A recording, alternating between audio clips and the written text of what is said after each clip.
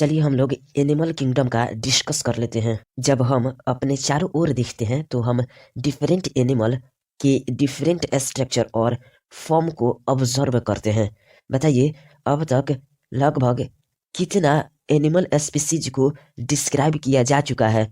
जी हाँ, अब तक लगभग 10 लाख से यानी कि 1 मिलियन से अधिक एनिमल स्पीसीज को डिस्क्राइब किया जा चुका है। अतः क्लासिफिकेशन इसके लिए अधिक महत्वपूर्ण आधार है।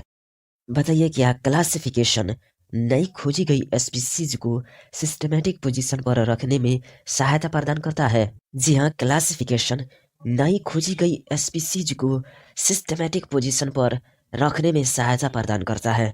रिवाइज कीजिए 4.1 बेसिस ऑफ क्लासिफिकेशन को।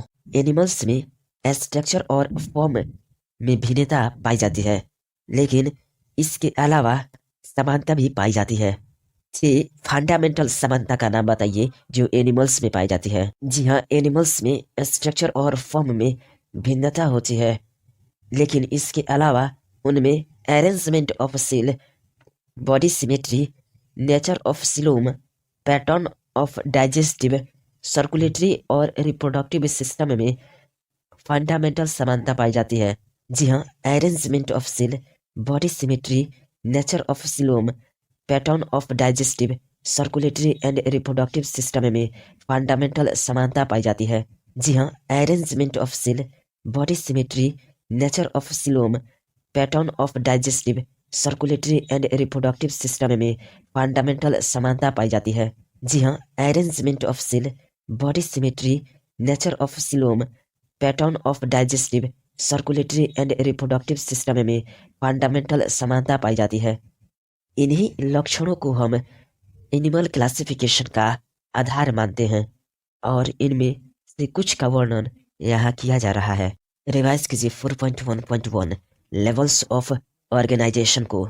बताइए क्या एनिमल किंगडम के सभी सदस्य मल्टी सेलुलर होते हैं, लेकिन सभी सेम पैटर्न की सेल ऑर्गेनाइजेशन को प्रदर्शित नहीं करते हैं? जी हाँ, एनिमल किंगडम के सभी सदस्य मल्टी सेलुलर होते हैं, लेकिन सभी सेम पैटर्न की सेल ऑर्गेनाइजेशन को प्रदर्शित नहीं करते हैं।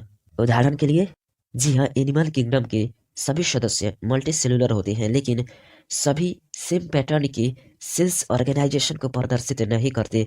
उदाहरण के लिए, कुछ organisms cellular level of organisation, कुछ टिश्यू लेवल के ऑर्गेनाइजेशन, कुछ ऑर्गन लेवल ऑफ ऑर्गेनाइजेशन की पाए जाते हैं। सेलुलर लेवल ऑफ ऑर्गेनाइजेशन किस एनिमल में पाया जाता है? इसकी एग्जाम्पल के साथ यह बताइए कि सेलुलर लेवल ऑफ ऑर्गेनाइजेशन में सेल्स का अरेंजमेंट कैसे होता है? जी हाँ, cellular level of organisation sponges में पाया जाता है। इनमें सेल्स का अरेंजमेंट अधिक लूज होता है। जी हाँ, सेल्स का अरेंजमेंट अधिक लूज होता है। बताइए सेलुलर लेवल ऑफ ऑर्गेनाइजेशन में सेल के मध्य कुछ डिवीजन ऑफ लेबर पाया जाता है। जी हाँ, सेलुलर लेवल ऑफ ऑर्गेनाइजेशन में सेल के मध्य कुछ डिवीजन ऑफ लेबर पाया जाता है। जी हाँ, सेलुलर लेवल ऑफ ऑर्गेनाइजेशन में सेल के मध्य कुछ डिवीजन ऑफ लेबर पाया जाता है। जी हाँ, सेलुलर लेवल ऑफ ऑर्गेनाइजेशन में सेल के मध्य कुछ डिवीजन ऑफ लेबर पाया जाता है। टिश्यू लेवल ऑफ ऑर्गेनाइजेशन वाले एनिमल्स का एक एग्जाम्पल बताइए। साथ ही यह बताइए कि इसमें सेल्स का अरेंजमेंट कैसे होता है, और साथ में यह भी बताइए क्या एक समान कार्य करने वाले सेल्स मिलकर टिश्यू लेवल ऑफ ऑर्गेनाइजेशन में टिश्यू का निर्माण करती है? जी हाँ, टिश्यू लेवल ऑफ ऑर्गेनाइजेशन में सेल्स का अरेंजमेंट अधिक कॉम्प्लेक्स होता है।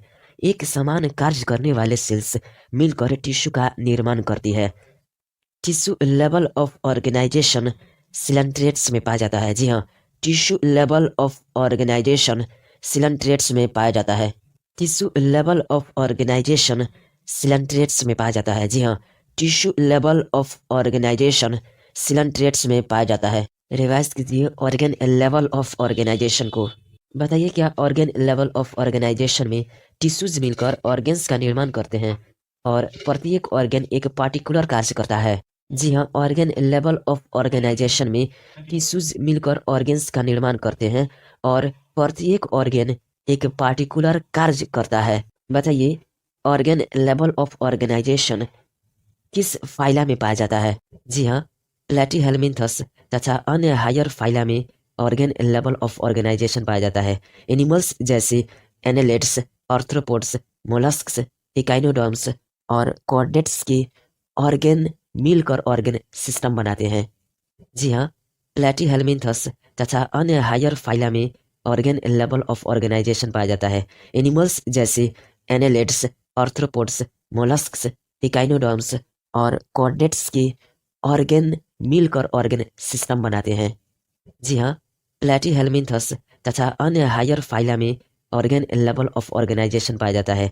एनिमल्स जैसे एनेलिड्स, आर्थ्रोपोड्स, मोलस्क्स, इकाइनोडर्म्स और कॉर्डेट्स के ऑर्गेन मिलकर ऑर्गेन सिस्टम बनाते हैं। बताइए क्या विभिन्न एनिमल ग्रुप्स के ऑर्गेन सिस्टम जटिलता दर्शाते हैं? जी हाँ, विभिन्न एनिमल ग्रुप्स के ऑर्गेन सिस्टम्स जटिलता दर्शाते हैं। चलिए बताइए इनकम्प्लीट डाइजेस्टिव सिस्टम का क्या मतलब है और इनकम्प्लीट डाइजेस्टिव सिस्टम किस में पाया जाता है? जी हाँ, इनकम्प्लीट डाइजेस्टिव सिस्टम का मतलब होता है कि केवल एक ओपनिंग जो माउथ और एनस दोनों का कार्य करता हो। जी हाँ, इनकम्प्लीट डाइजेस्टिव सिस्टम का मतलब होता है कि केवल एक ओपनिंग जो माउथ और एनस दोनों का कार्य करता हो। जी हाँ, इनकम्प्लीट डाइजेस्टिव सिस्टम का मतलब होता है कि केवल एक ओपनिंग जो माउथ और एनस दोनों का कार्य करता हो। प्लेटीहेल्मिन्थस में जी हाँ, प्लेटीहेल्मिन्थस में इनकम्प्लीट डाइजेस्टिव सिस्टम पाया जाता है। प्लेटीहेल्मिन्थस में जी हाँ, प्लेटीहेल्मिन्थस में इनकम्प्लीट डाइजेस्टिव सिस्टम पाया जाता है। प्लेटीहेल्मिन्थस में जी हाँ, प्लेटीहेल्मिन्थस में इनकम्प्लीट डाइजेस्टिव सिस्टम पाया जाता है। कंप्लीट डाइजेस्टिव सिस्टम में कितने छिद्र होते हैं? जी हाँ, कंप्लीट डाइजेस्टिव सिस्टम में दो छिद्र होते हैं, एक माउथ व दूसरा एनस। जी हाँ, कंप्लीट डाइजेस्टिव सिस्टम में दो छिद्र होते हैं, एक माउथ व दूसरा एनस। जी हाँ, कंप्लीट डाइजेस्टिव सिस्टम में दो छिद्र होते हैं, एक माउथ व दूसरा एनस। बताइए सर्कुलेटरी सिस्टम कितने प्रकार का होता है? जी हाँ, सर्कुलेटरी सिस्टम भी दो प्रकार का होता है, ओपन टाइप और closed type. Open type circulatory system में क्या होता है? जी हाँ, ओपन टाइप सर्कुलेटरी सिस्टम में ब्लड हार्ट के द्वारा पंप किया जाता है।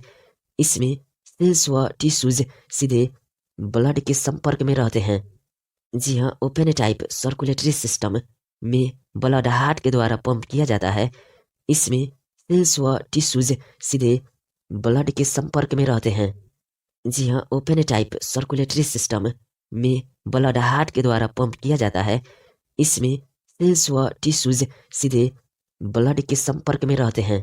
क्लोज्ड टाइप सर्कुलेटरी सिस्टम में क्या होता है? जी हाँ, क्लोज्ड टाइप सर्कुलेटरी सिस्टम में ब्लड भिन्न भिन्न प्रकार की डायमीटर वाली ब्लड वेसल्स, आर्टरीज, वेन और कैपिलरीज से होकर बहता है। जी हाँ, क्लोज्ड टाइप सर्कुलेटरी सिस्टम में ब्लड भिन्न भिन्न प्रकार की डायमीटर वाली ब्लड वेसल्स, आर्टरीज, वेन और कैपिलरीज से होकर बहता है। जी हाँ, क्लोज्ड टाइप सर्कुलेटरी सिस्टम में ब्लड भिन्न भिन्न प्रकार की डायमीटर वाली ब्लड वेसल्स, आर्टरीज, वेन और कैपिलरीज से होकर बहता है। रिवाइज कीजिए 4.1.2 सिमेट्री को। बताइए क्या एनिमल को सिमेट्री के आधार पर कैटेगराइज्ड किया जाता है? जी हाँ, एनिमल को सिमेट्री के आधार पर कैटेगराइज्ड किया जाता है। बताइए एसिमेट्रिकल कौन होते हैं? जी हाँ, एसिमेट्रिकल वाले बॉडी को किसी भी सेंट्रल एक्सिस से गुजरने वाली लाइन द्वारा दो बराबर भागों में विभाजित नहीं किया जा सकता है। जी हाँ, एसिमेट्रिकल वाले बॉडी को किसी भी सेंट्रल एक्सिस से गुजरने वाली लाइन द्वारा दो बराबर भागों में विभाजित नहीं किया जा सकता है। जी हाँ, एसिमेट्रिकल वाले बॉडी को किसी भी सेंट्रल एक्सिस से गुजरने वाली लाइन द्वारा दो बराबर भागों में विभाजित नहीं किया जा सकता है। बताइए क्या स्पॉन्जेस मोस्टली एसिमेट्रिकल होते हैं? जी हाँ, स्पॉन्जेस मोस्टली एसिमेट्रिकल होते हैं। जी हाँ, स्पॉन्जेस मोस्टली एसिमेट्रिकल होते हैं। जी हाँ, स्पॉन्जेस मोस्टली एसिमेट्रिकल होते हैं। जी हाँ, स्पॉन्जेस मोस्टली एसिमेट्रिकल होते हैं। रेडियल सिमेट्री क्या होता है? तीन ऐसे एनिमल्स का नाम बताइए जिनमें रेडियल सिमेट्री पाया जाता है। जी हाँ, रेडियल सिमेट्री में किसी भी सेंट्रल एक्सिस से गुजरने वाली लाइन प्राणी के शरीर को दो समरूप भागों में डिवाइड करती है। इसे आर्य सममिति कहते हैं। जी हाँ, रेडियल सिमेट्री में किसी भी सेंट्रल एक्सिस से गुजरने वाली लाइन प्राणी के शरीर को दो समरूप भागों में डिवाइड करती है। इसे आर्य सममिति कहते हैं। जी हाँ, रेडियल सिमेट्री में किसी भी सेंट्रल एक्सिस से गुजरने वाली लाइन प्राणी के शरीर को दो समरूप भागों में डिवाइड करती है। इसे आर्य सममिति कहते हैं। यानी कि रेडियल सिमेट्री सिलेंट्रेट्स, टिनोफोर तथा इकाइनोडर्म्स रेडियल सिमेट्री के एग्जाम्पल्स हैं। जी हाँ, सिलेंट्रेट्स, टिनोफोर तथा इकाइनोडर्म्स रेडियल सिमेट्री के एग्जाम्पल्स हैं। जी हाँ, सिलेंट्रेट्स, टिनोफोर तथा इकाइनोडर्म्स रेडियल सिमेट्री के एग्जाम्पल्स हैं। जी हाँ, सिलेंट्रेट्स, टिनोफोर तथा इकाइनोडर्म्स रेडियल सिमेट्री के एग्जाम्पल्स हैं। जी हाँ, सिलेंट्रेट्स, टिनोफोर तथा इकाइनोडर्म्स रेडियल सिमेट्री के एग्जाम्पल्स हैं। बताइए बाइलेटरल सिमेट्री किसको कहते हैं? दो एनिमल्स का एग्जाम्पल दीजिए जिनमें बाइलेटरल सिमेट्री पाई जाती है। जी हाँ, बाइलेटरल सिमेट्री में एक ही प्लेन से गुजरने वाली लाइन द्वारा बॉडी को दो आइडेंटिकल लेफ्ट व राइट पार्ट में डिवाइड किया जा सकता है। जी हाँ, बाइलेटरल सिमेट्री में एक ही प्लेन से गुजरने वाली लाइन द्वारा बॉडी को दो आइडेंटिकल लेफ्ट व राइट पार्ट में डिवाइड किया जा सकता है। जी हाँ, बाइलेटरल सिमेट्री में एक ही प्लेन से गुजरने वाली लाइन द्वारा बॉडी को दो आइडेंटिकल लेफ्ट व राइट पार्ट में डिवाइड किया जा सकता है। एनिमल्स जैसे एनेलिड्स और थ्रोपोड्स में बाइलेटरल सिमेट्री पाई जाती है।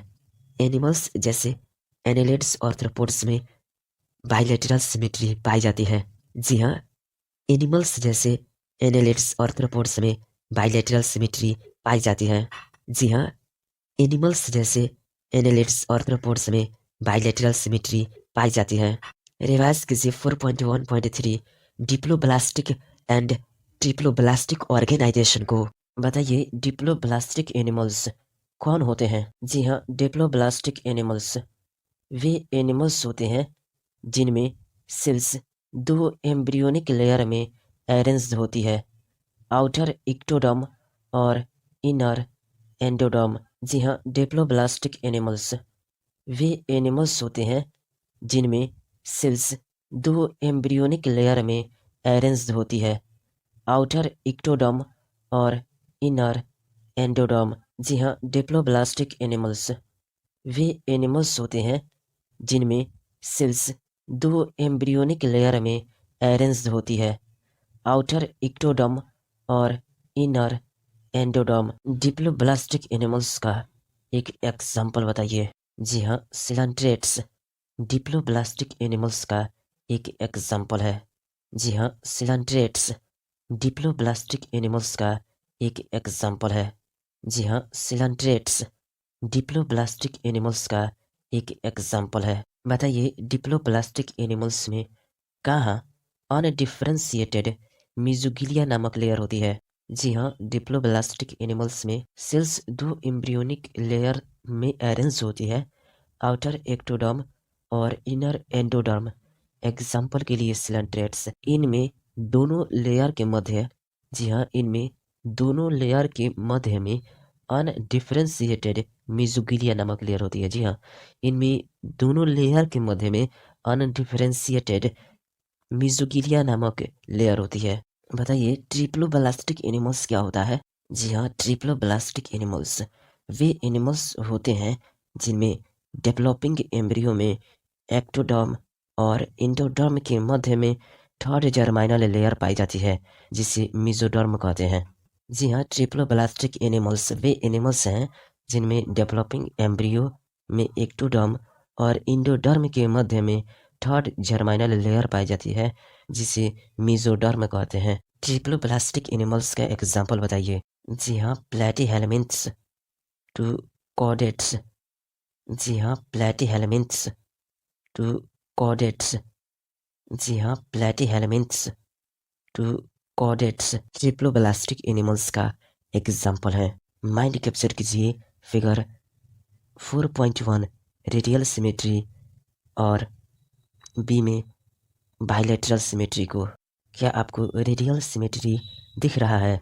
Bilateral symmetry diploblastic germinal layers में एक्टोडर्म, इंडोडर्म और मेसोगिलिया की लेबलिंग। फिर से देखिए, डिप्लोब्लास्टिक जर्माइनल लेयर्स में एक्टोडर्म, इंडोडर्म, मेसोगिलिया की लेबलिंग। फिर से देखिए, डिप्लोब्लास्टिक जर्माइनल लेयर्स में एक्टोडर्म, इंडोडर्म, मेसोगिलिया की लेबलिंग। फिर से देखिए, डिप्लोब्लास्टिक जर्माइनल लेयर्स में एक्टोडर्म, इंडोडर्म, मेसोगिलिया की लेबलिंग।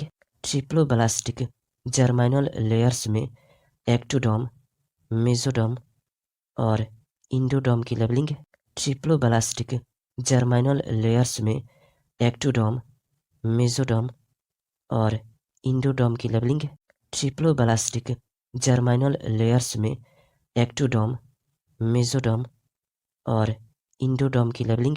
चलिए रिवाइज कीजिए 2.1.4 सिलोम को।